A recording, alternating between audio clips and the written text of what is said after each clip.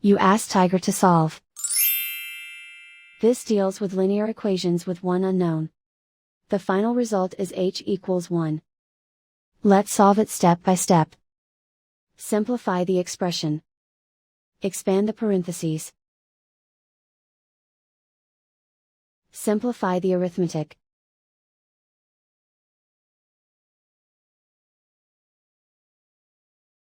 Group all constants on the right side of the equation. Subtract 7 from both sides. Simplify the arithmetic.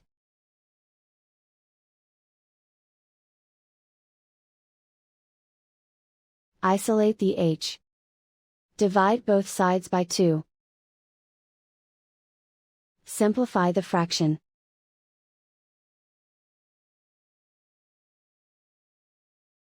And so the final result is h equals 1.